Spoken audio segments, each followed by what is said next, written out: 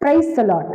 கிறிஸ்துவுக்குள் பிரியமான சகோதர சகோதரிகள் யாவருக்கும் என் அன்பின் வாழ்த்துக்கள். மீண்டுமாய் ஒரு புதியதொரு தேவனுடைய வார்த்தையை நாம் தியானிக்கலாம். 1 பேதுரு 4ஆம் அதிகாரம் 11வது வசனம் இவ்விதமாய் சொல்லுகிறது: ஒருவன் போதித்தால் தேவனுடைய வாக்கின்படி போதிக்க கடவன், ஒருவன் உதவி செய்தால் தேவன் தந்த பெள்ளத்தின்படி செய்ய கடவன். எல்லாவற்றிலேயும் இயேசு கிறிஸ்து மூலமாய் தேவன் மகிமைப்படும்படியே செய்வீர்களாக. அல்லேலூயா. இந்த வசனம் எல்லாம் நிறைய பேர் நிருபங்கள் படிக்கவே மாட்டாங்க. பார்க்கும் பொழுது என்ன செய்வாங்கன்னா, பைபிள் படிச்சீங்களா?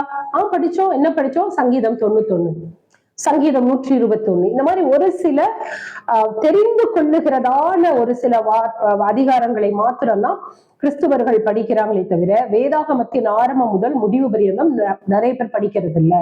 ஆனா நிருபங்கள்ல பவுலும் பேதுரு ஐயாவும் நிறைய காரியங்களை, ஆழமான காரியங்களை நமக்கு கற்றுக் கொடுப்பார். அதனால நிருபங்களை நீங்கள் வாசிப்பது ரொம்ப நல்லா இருக்கும். நீங்க நிறைய தெரிஞ்சுப்பீங்க. ஓகேவா? இந்த பேதுரு ஐயா சொல்றாரு, என்ன சொல்றாருன்னா, ஒருவன் போதித்தால், ஒருத்தன் பேசினா, ஒருத்தன் பிரசங்கம் பண்ணினா அது எப்படி இருக்கணுமா? தேவனுடைய வாக்கின்படி பிரசங்கம் பண்ணணுங்கிறார். நான் அந்த டாபிக் போகல. அடுத்தது, ஒருவன் உதவி செய்வதால் தேவன் தந்த பெள்ளத்தின்படி செய்ய கடவன்.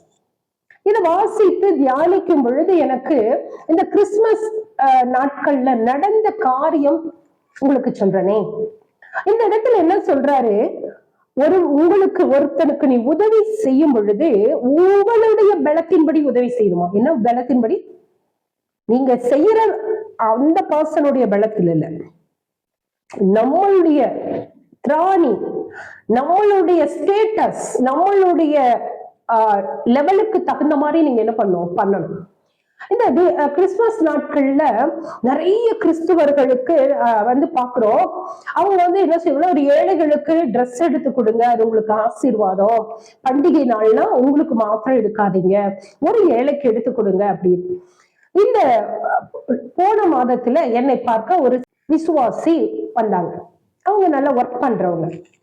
அவங்க பார்த்துட்டு, நான் என்னுடைய வீட்டிலே நான் எடுத்து வைத்திருந்ததான புடவைகளை பார்த்துட்டு சொன்னாங்க, இவ்வளவு காஸ்ட்லியா இருக்கே, நல்லா இருக்கே, விற்கிறீங்களா? நான் சொன்னேன், இல்லை, இதெல்லாம் நான் ஏழைகளுக்கு கொடுக்க வாங்கி வைத்திருக்கிறேன். இன்னும் 10 மாதிரி இருக்கு, இது ரொம்ப காஸ்ட்லியா இருக்குமே. நான் சொன்னேன், எஸ், காஸ்ட்லி. வருஷத்திற்கு ஒரு தடவை தானே நான் வாங்கி கொடுக்குறேன், வருஷம் முழுவதும் நான் வாங்கி கொடுக்கலையே. அப்ப அவங்க தலை குனிந்து போனார்கள். ஏன் சிஸ்டர் அப்படின்னு?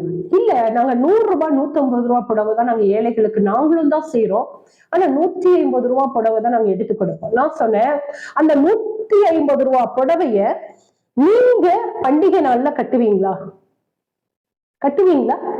அருமையான தேவ பிள்ளைகளை, இதை கேட்டுக்கொண்டு இருக்கிற நீங்களும் கூட, நீங்க பண்டிகைக்கு எப்படி ஒரு நல்ல உடையை உடுத்துவீர்களோ அதே போல ஒரு ஏழைகளுக்கு நீங்கள் உடுத்துவது போல நீங்க ஒரு 500 ரூபாய்க்காவது ஒரு ட்ரெஸ் வாங்கி கொடுங்க. இல்லைன்னா வாங்கி கொடுக்காதீங்க. அவ்வளவுதான். உங்களால ஒரு 150 ரூபாய் தான் செலவு பண்ணி ஒரு ஏழைக்கு நீங்க வாங்கி கொடுக்க முடியும்னா அது பண்ணாத. நீ 10,000 ரூபாய்க்கு புடவை கட்டுற இல்லையா, 2,000 ரூபாய்க்கு புடவை கட்டுற. ஐயா, 2,000 ரூபாய்க்கு எடுக்கிறத ஒரு 500 ரூபாய் கம்மி பண்ணி அந்த 500 ரூபாய்க்கு ஒரு நல்ல புடவையை வாங்கி கொடுங்களேன். ஆனா அவங்களுக்கு அவங்களும் மனுஷங்க தானே, அவங்களும் பண்டிகை கொண்டாடணும் இல்லையா? அவங்களுக்கு 150 ரூபாய் புடவை. நான் கேட்டா, நானும் தான் ஏழைகளுக்கு செய்யறேன். கர்த்தர் அங்கீகரிக்க மாட்டார். தேவன் மகிமைப்படும்படியா நீ செய்ய. சரிங்களா? நானும் செஞ்சேனே, 10 பேருக்கு நான் புடவை எடுத்து கொடுத்தேன். 10 பேருக்கு எடுக்காத, 2 பேருக்கு எடுத்து கொடு. 10 பேருக்கு எடுக்கிற காசை 2 பேருக்கு நல்லதா எடுத்து கொடு. கர்த்தர் ஆசீர்வதிப்பார். அப்ப இந்த இடத்துல சொல்லுது, உங்களுடைய பலத்திற்கு தக்கதாக நீங்க என்ன செய்யணுமா? உதவி செய்யணும். அப்போ தேவனுடைய நாமம் மகிமைப்படணும். இந்த இடத்துல ஒரு கிறிஸ்துவர்கள் எனக்கு எடுத்து கொடுத்தாங்க, இந்த சகோதரி எனக்கு எடுத்து கொடுத்தா, இந்த சகோதரன் எனக்கு இதை எடுத்து கொடுத்தாங்க, இந்த உதவி செய்தார்கள். நிறைய பேர் அப்படிதான். அதாவது வெளி உலகத்திற்கு நான் செய்யணுமே செய்யாத, அது கர்த்தருடைய நாமம் மகிமைப்படும்படியாக, ஆண்டவர் மகிமைப்படும்படியா நீங்க செய்யணும். இந்த இடத்துல பேதுரு ஐயா தான் சொல்றாரு, நீ என்ன செய்தாலும் சரி, ஒருத்தருக்கு உதவி செய்தா உங்களத்திற்கு தக்கதாக செய்யி. உங்களுக்கு ஒரு 500 ரூபாய்க்கு புடவை எடுத்து கொடுக்க முடியுமா? எடுத்துக்கொடு. 1000 ரூபாய்க்கு எடுத்து கொடுக்க முடியுமா? எடுத்துக்கொடு. 100 ரூபாய்க்கு எடுத்தே கொடுக்காது. அது ஆண்டவரையே நீங்க தூஷிக்கிறீங்க. ரெண்டாவது, உங்ககிட்ட வாங்குற அந்த ஏழைகளை நீங்க இன்னும் அசிங்கப்படுத்துறீங்க. இன்னும் சிலர் இருக்காங்க, அந்த 150 ரூபாய் புடவையை கொடுக்கறது போட்டோ எடுத்து வேற Facebookல போடுறது, சோசியல் மீடியால. இந்த மாதிரி எல்லாம் ஒரு கிறிஸ்தவர்கள் செய்யாதீங்க. அதை விட ஒரு கேவலமான விஷயம் எதுவுமே இல்லை. புறநோக்கத்தாருக்கு சத்தியம் தெரியாது, அவன் செய்யறத பப்ளிக் பண்றான். நீ அப்படி ஒரு போட்டோ எடுத்து 10 பேர் உங்களை பார்த்துட்டு ஆகான்ட்டாங்கன்னா பரலோகத்துல உங்க பொக்கிஷமே கிடையாது. ரொம்ப வேதனையோடு சொல்றாரு. அந்த ஏழைகளை அசிங்கப்படுத்தாதீங்க. அவன் சாப்பாடு இல்லாம துணி இல்லாம கஷ்டப்பட்டவங்க கூட பரவாயில்ல, நீ அந்த கொடுத்த அந்த போட்டோ எடுத்து சோசியல் மீடியால போடுற மாதிரி ஒரு கேவலமான விஷயம் எதுவுமே இல்லை. அவனை இன்னொரு அசிங்கப்படுத்துற, அது கொடுக்காத. ஆண்டவர் சொல்றாரு, இந்த கையில செய்கிறது வலது கை சேர்ந்து இடது கைக்கு தெரியக்கூடாதுங்கிறாரு. உங்களுக்கு பரலோகத்துல பொக்கிஷம் வேணும்னா அப்படி உதவி செய்யுங்க, கர்த்தர் அங்கீகரிக்கிற மாதிரி செய்யுங்க. அந்த வாழ்க்கையில அந்த புடவையை பாக்குறப்ப, அந்த ஆகாரத்தை பாக்குறப்ப என்ன செய்யணும்? ஐயோ, இந்த கிறிஸ்தவர்கள் எனக்கு எடுத்து கொடுத்தது அப்படின்னு சொல்லி அந்த வாங்குகிறவர்களும் சந்தோஷப்படணும். எல்லாவற்றிற்கும் மேலாக ஆவியானவர் நம்மை உருவாக்கின தேவன் பார்த்து மகிழ்ச்சி அடைவார். அப்போ இதுவரையும் உங்களுக்கு இந்த சத்தியம் தெரியலையா? அந்த இடத்துல சொல்றாரு, உன் பலத்துக்கு தக்கதான் நீ உதவி செய்யணுங்கிறாரு. அப்ப உன் பல 100 ரூபாய் தானா உன்னுடைய பலன்? நீங்க அவ்வளவு ஏழ்மையில இருக்கீங்களா? யோசிச்சுக்குங்க. நீ என்ன விதைக்கிறியோ அதுதான் பரலோகத்துல இருந்து உங்களுக்கு வரும். நீங்க 100 ரூபாய்க்கு ஒரு ஏழைக்கு நீ கொடுத்து அவமானப்படுத்தீங்கன்னா பரலோகத்துல இருந்து அதே மாதிரிதான் உங்களுக்கு வரும். நான் சாபம் எல்லாம் இல்ல, வேதனையோடு சொல்றேன்.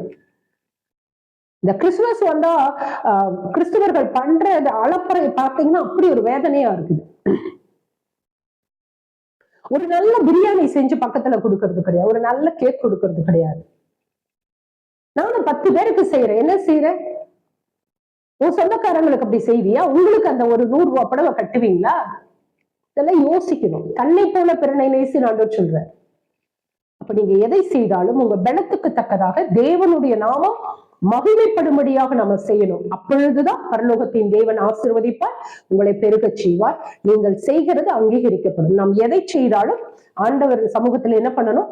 அங்கீகரிக்கப்பட வேண்டும். இதுவரையும் நீங்கள் இந்த தவறுகளை செய்திருந்தால் இனி அந்த தவறை செய்யாதபடி உங்களை நீங்கள் மாற்றிக்கொள்ளுங்கள். கர்த்தர் உங்களை ஆசீர்வதிப்பாராக. God bless you.